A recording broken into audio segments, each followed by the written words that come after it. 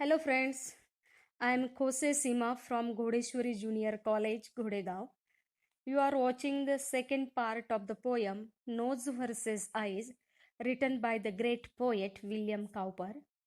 In the first part, you have seen the icebreaker activities and information about the poet and the poem.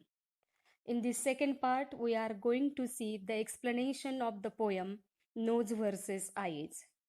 Before going to start this poem, let us see some new words.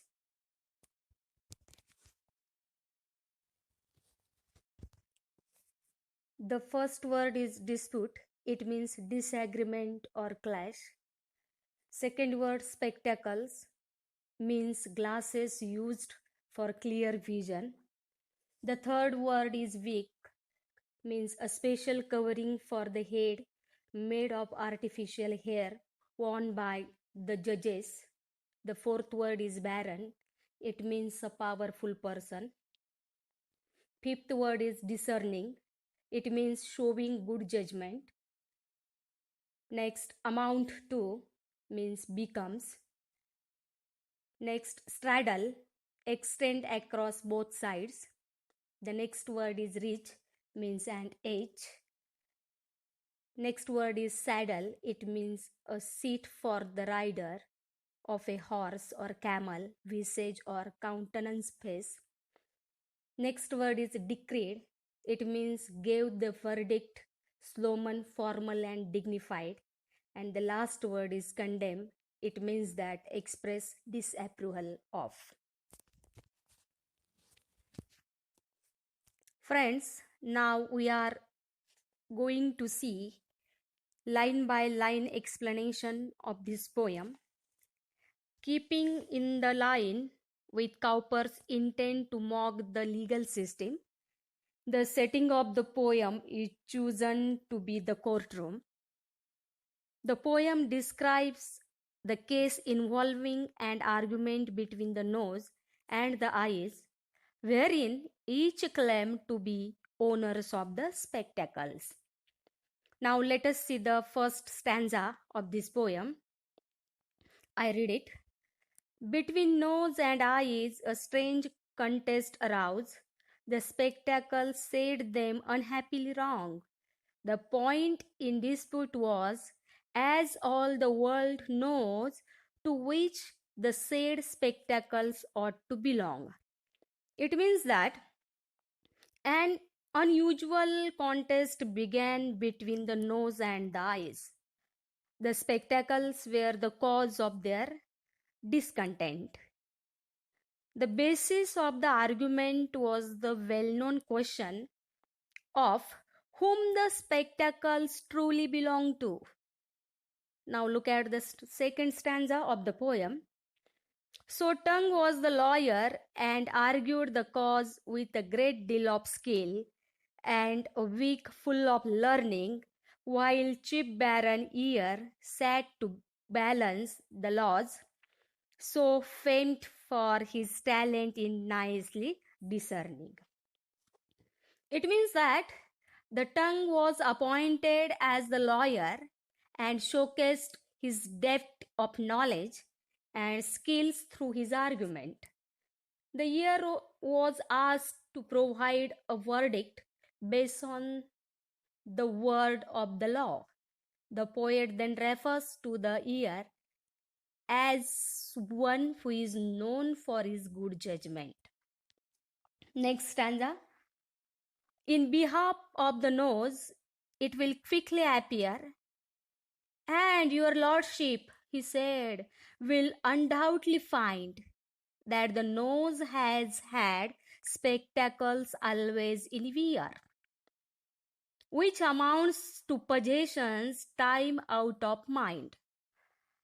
It means that the Tongue, means the lawyer, begins his argument in favor of the nose by stating that the matter is a simple one and that the Ear, means the judge, or we can say lordship, will soon realize that since it is the nose that always wears the spectacles, Legally, the spectacles belong to him.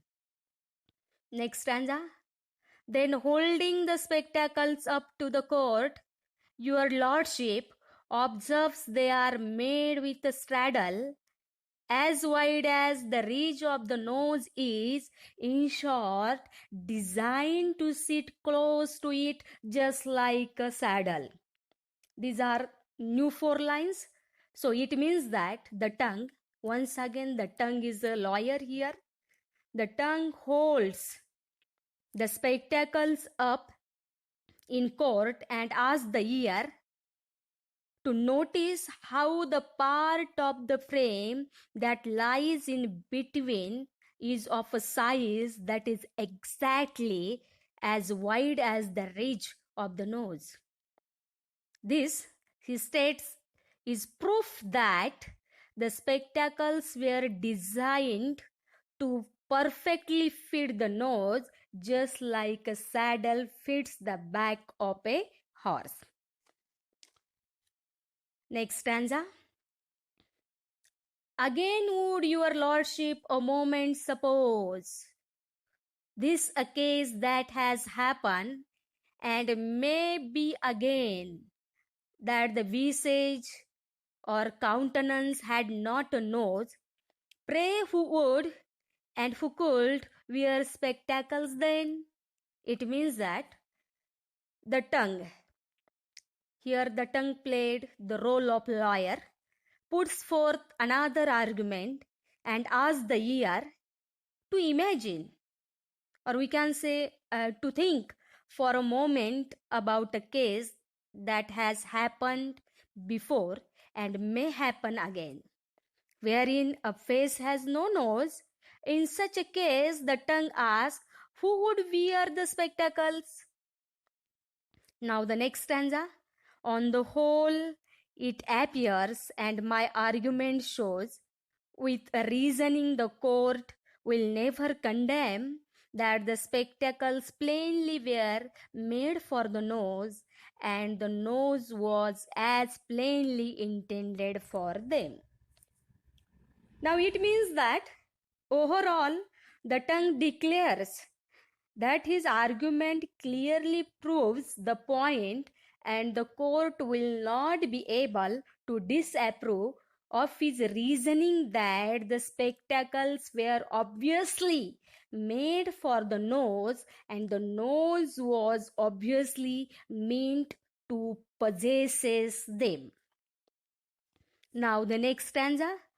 Then shifting his side, as a lawyer knows how, he pleaded again in behalf of the eyes. But what were his argument few people know, for the court did not think they were equally wise. It means that the tongue means who was so far arguing for the nose quickly shifts sides and begins to argue in favor of the eyes. The poet notes that only a lawyer can shift his loyalty this easily.